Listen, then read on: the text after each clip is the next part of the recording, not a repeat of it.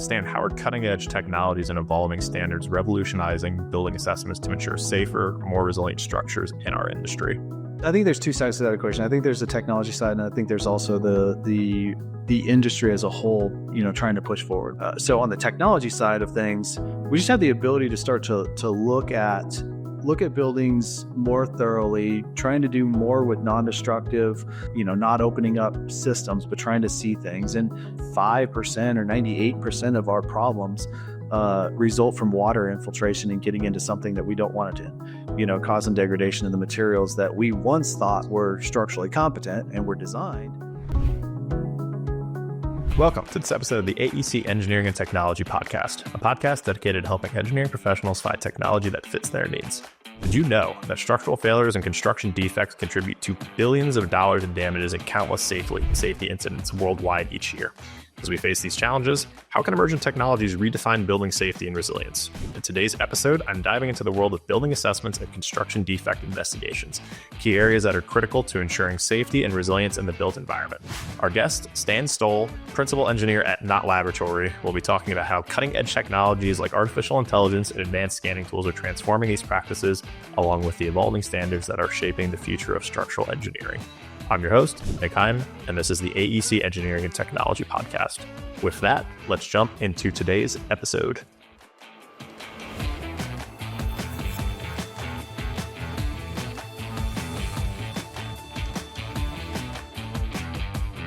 So it's now time for our conversation of the week with Stanley Stoll. Stan, thank you so much for taking the time and welcome to the show.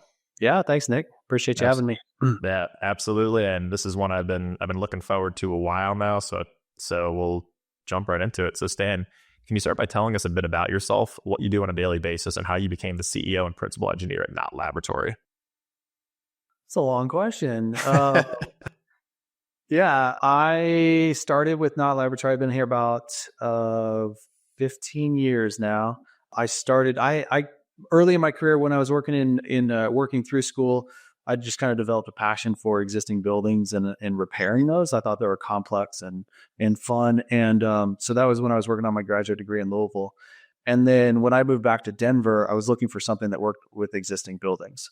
And so Knott Laboratory's forensic engineering, I didn't know what forensic engineering was, but got in, fell in love with it, and just progressed through, continuing to progress as a structural engineer, and then learning the business side of the operations and the clients that we serve and so forth, and just being able to work my way up until my business partner and I acquired the business in 2020.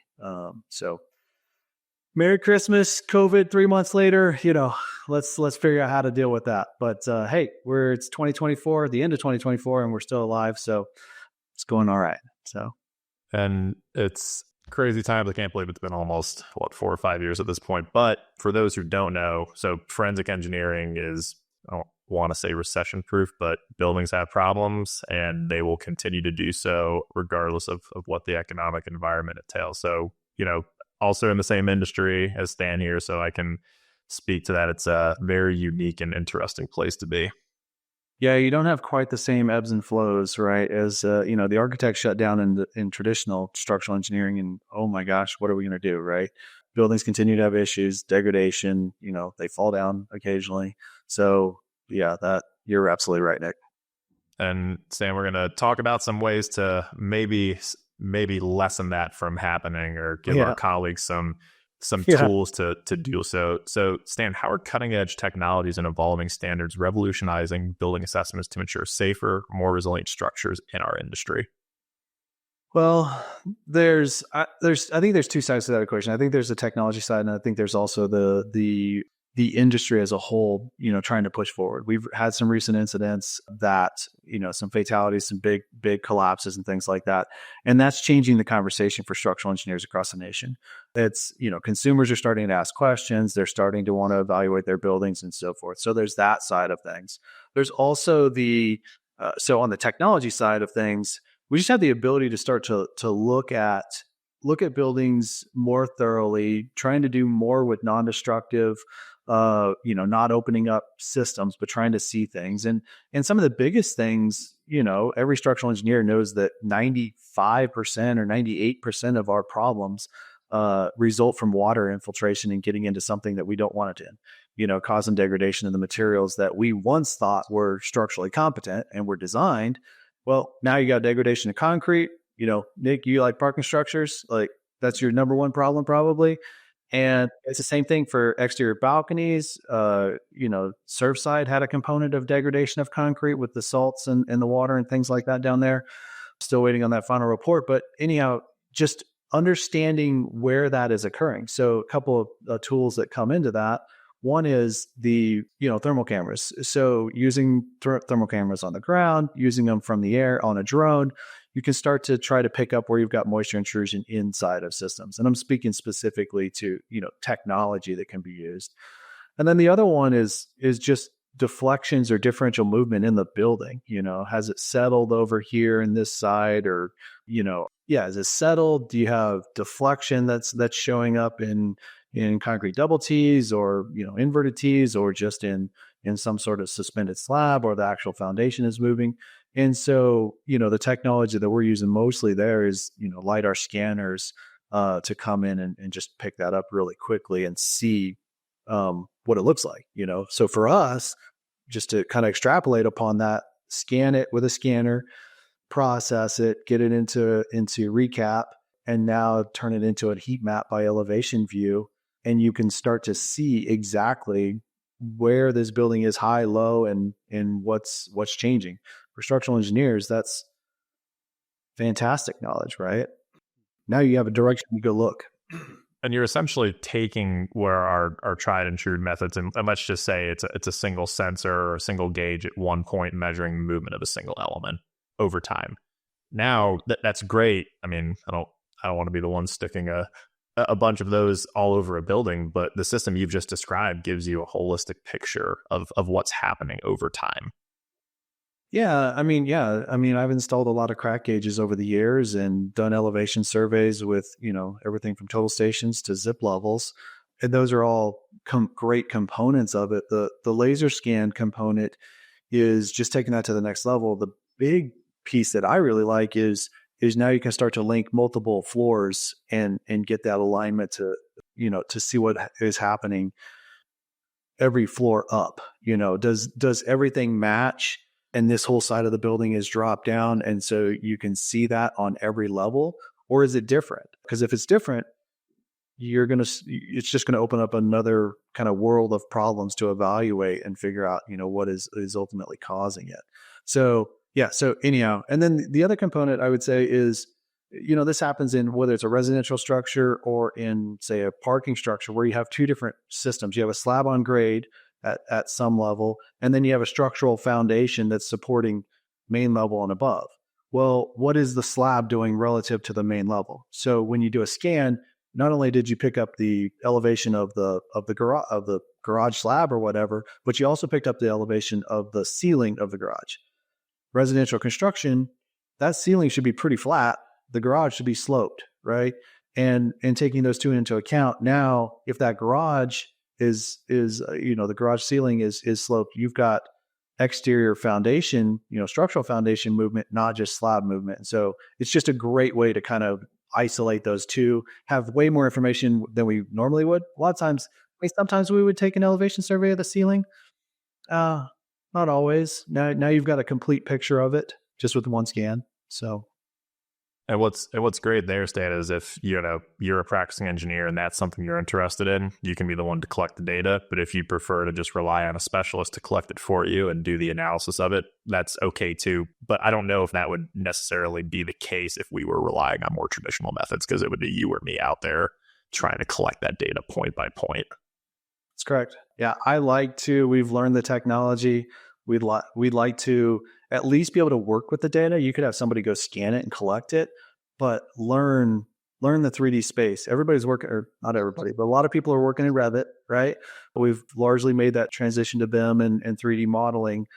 Just go to recap. It's probably in your Autodesk package that you own.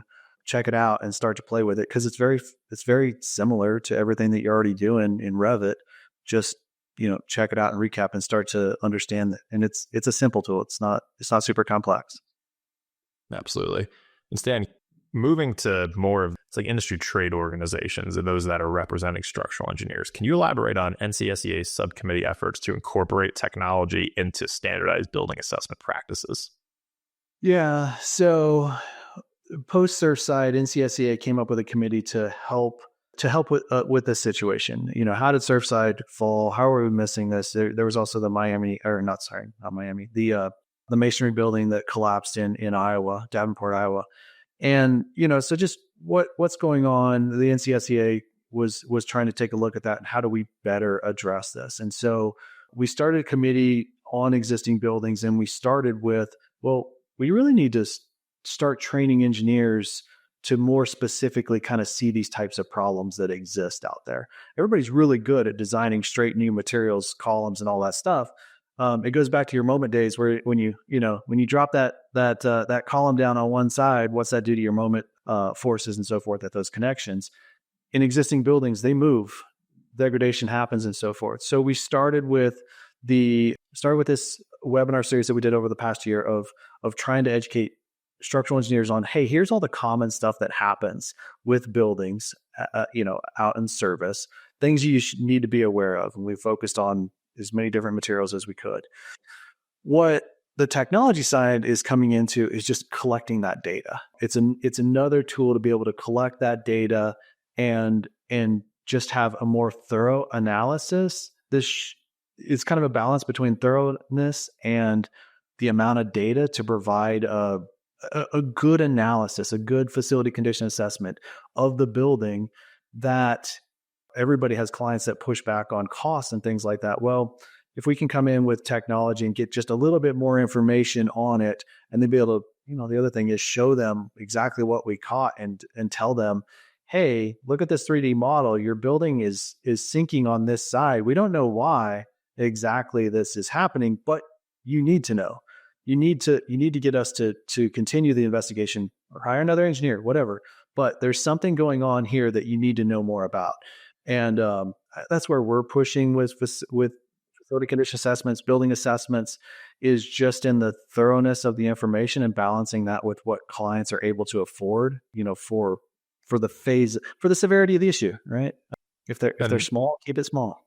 And it makes a ton of sense. And in fact, I once heard an example of how, more sophisticated methods of investigation actually save clients money. This was an instance, I believe, of veneer wall ties needing to be replaced. And, one engineer says, hey, we got to do 100% replacement. But with a little more probing and exactness, another firm came in and said, hey, we believe it's less than 10%, right?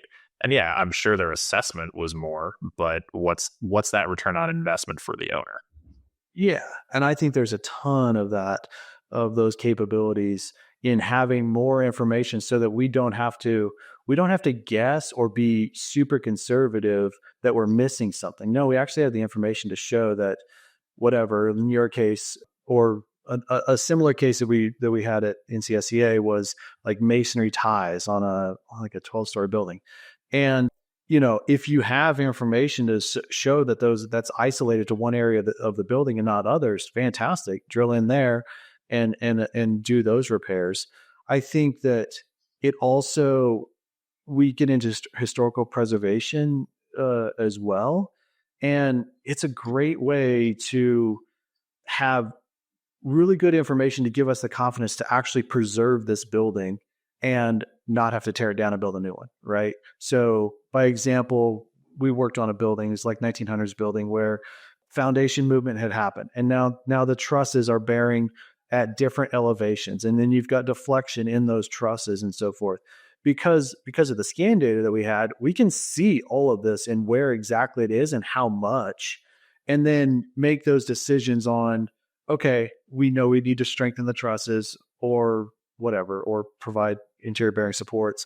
That it's lower on this side. We need to stabilize the foundation and these perimeters and along this portion of it or whatever. You just have so much more information to be able to make those decisions. Whereas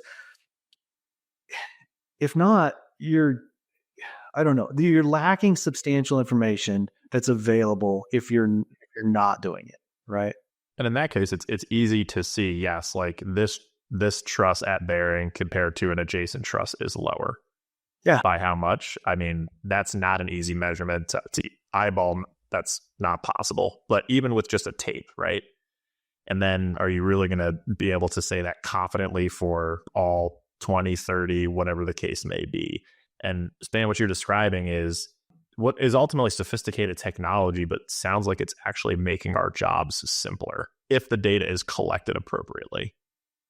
Absolutely. I mean, that exact case is, how much are those trusses deflecting? Well, if they're not bearing at the same elevation, do you know how much they're deflecting? Like, you got to run a string line across it, or get a surveyor in there. And these, this particular building, the trusses are whatever 25 feet in the air.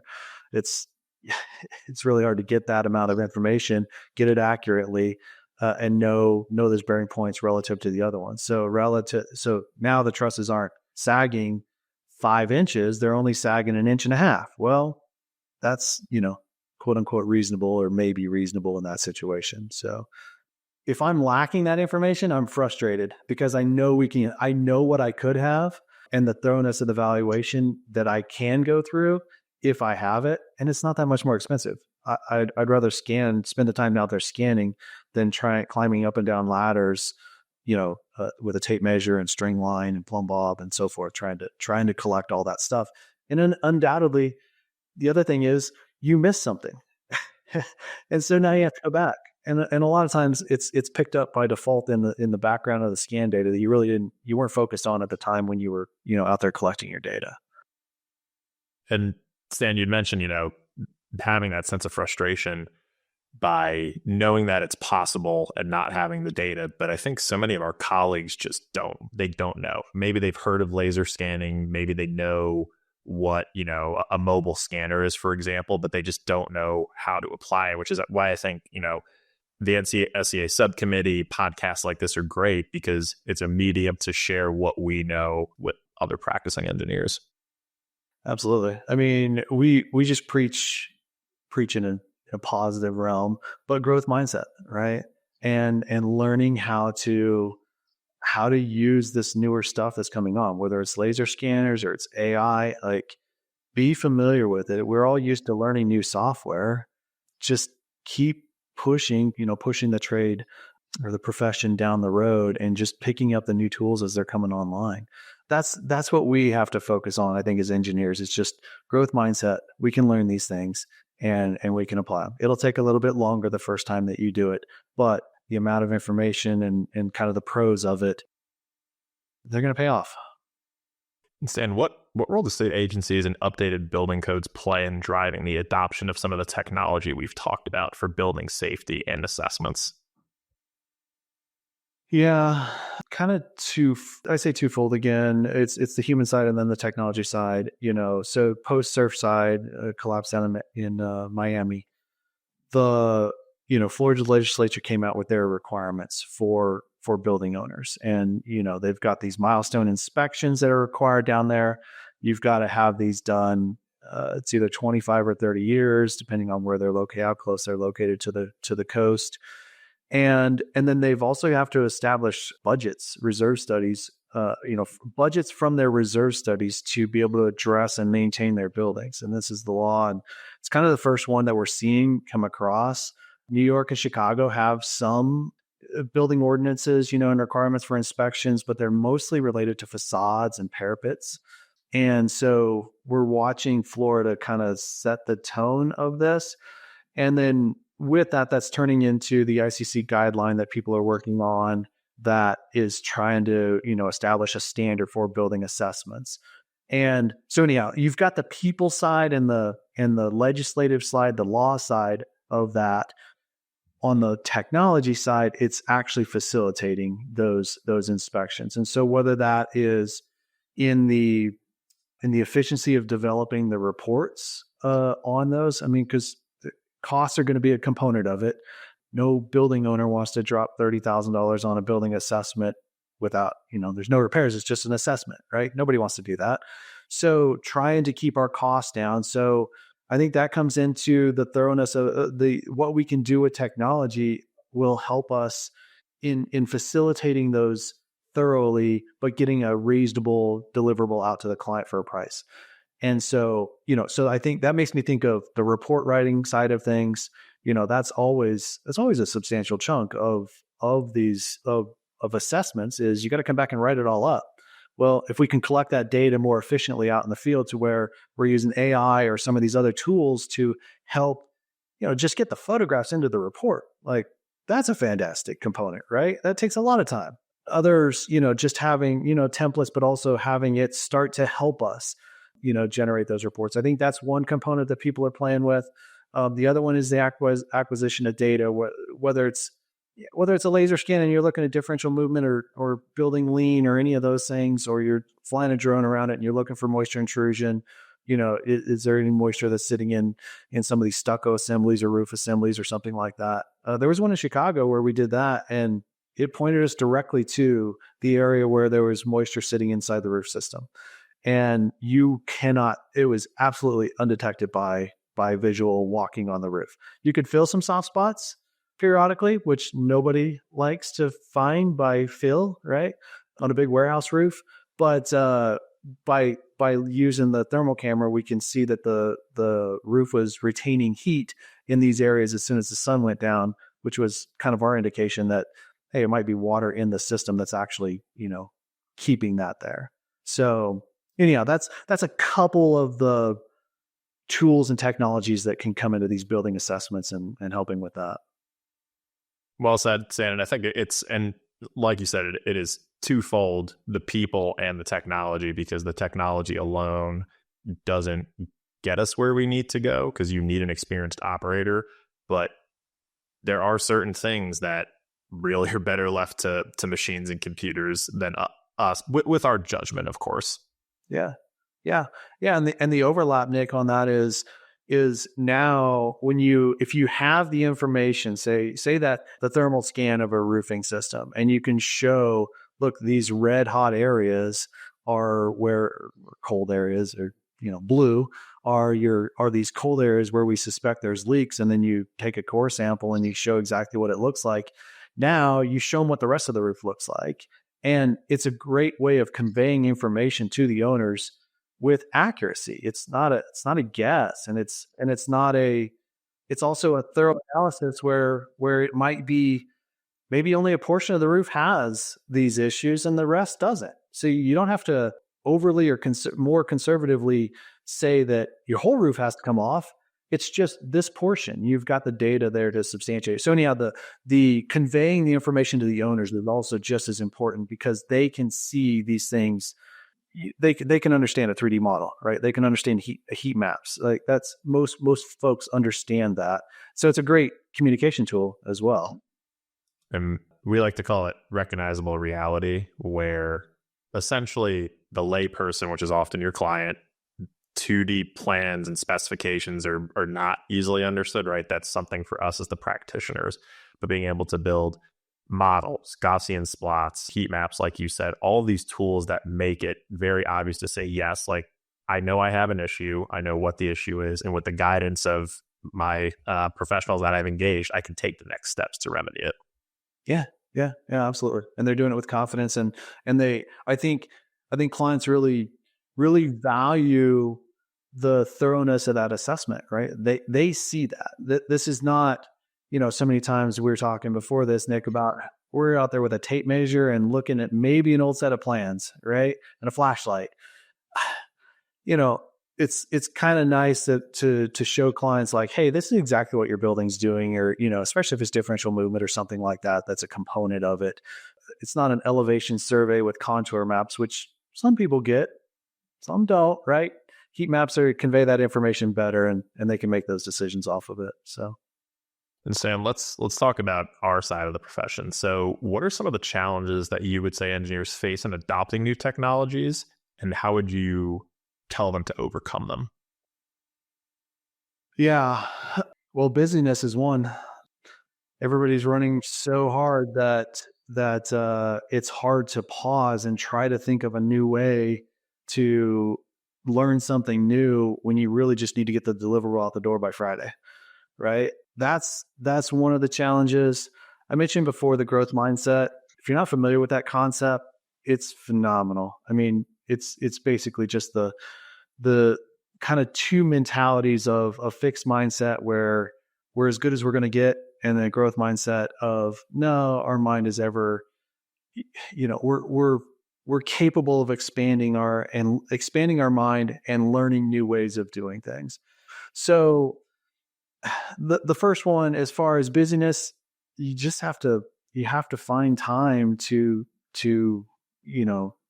allow yourself to use some of the new technologies to get this stuff out. I know that goes against, economics of firms and things like that, but if you're not able to create a little bit of time to try something new, you're never going to improve, and you're going to get further and further behind. So that would be that component. And then as far as growth mindset, just keep learning. We're in such a fascinating and fast-paced time where technology is moving so fast. And even I think you and I try to push our limits on what we're trying to figure out. How can we use these new tools? How can we innovate and use these new tools that are coming online? You and I are pushing as hard as we can. Baby steps. Just try something, and then keep trying and kind of that fail forward type of mentality. I think that's where we're going to have to be to push the envelope forward for our profession. And I know at our firm, part of my day job, in addition to the project work, is literally just that: find stuff to make the business run more efficiently. And that's easier said than done, right? If you're a 1-person, 5-person, 10-person firm, that's not an easy thing to do. But I think taking that mindset into account, like you alluded to, and saying, there's got to be a better way. How do I do it? And then, of course, reading LinkedIn, podcasts like this to just expose yourself to what other people are doing and how it might apply to your business. Yeah, absolutely. I mean, picking up from, pay attention to this podcast, pay attention to whatever, your ASCE or NCSEA or the Forensic Congress at ASCE, any of those. I mean, people are going to be pushing the limits and talking about different stuff. And then be curious, and don't be content with doing the exact same time same way every time, right? Like, don't be content. Continue to push the envelope and push your product to be better each time. And if you're doing incremental improvements, it's a heck of a lot easier than taking big chunks, so. Absolutely. Stan, what final piece of advice can you give to AEC professionals looking to embrace new technology and standards to enhance building safety and resilience? Yeah, I think I would reference what we're talking about at NCSE and building assessments. It's, we all sought after this structural engineering or civil engineering profession because generally we're probably analytical. We like that, and we like that mindset. We like problem solving and so forth. Don't forget about the people side of things and how that drives our profession. And frankly, if you're really good at the people side of things and describing the issues to people, you can go very well. You can go a long ways in your career. Don't forget about the people side of things. Understanding, people's needs, the dynamics, the money that's associated with projects, right? And how people are actually going to fund stuff that you find a shear crack or punching shear cracks or something like that in a parking structure. You're causing some dollar signs behind the scenes, right? Like, understanding that and being able to deliver those results in kind of an empathetic manner are a huge component. That's the people side of things. The technology side of things is just keep looking for better ways to solve problems, better ways to convey information to the clients, and just don't stop learning. Growth mindset. I love it. Preach it. Try to adhere to it. So. Really well said, Stan. And thank you again so much for joining us today. If the listeners want to connect with you, ask questions about anything we talked about today, what is the best way for them to reach you? Yeah, so probably email is best. Knott Lab is the company, KNOTT, so knottlab.com. And then email is sstoll@knottlab.com. So yeah, grab me by email. Happy to discuss. I love all of this technology stuff. podcast is fantastic. It's directed exactly towards that. So love speaking here and appreciate the opportunity. Absolutely, Stan. And thank you so much again for joining us. Thanks, Nick. Appreciate it. Absolutely. Till next time. Please remember, you can find the show notes for this episode at aectechpodcast.com. There, you will find a summary of the key points discussed in today's episode, as well as links to any of the resources, websites, or books mentioned during this episode. Until next time, I wish you the best in all of your engineering and technology endeavors. Thank you.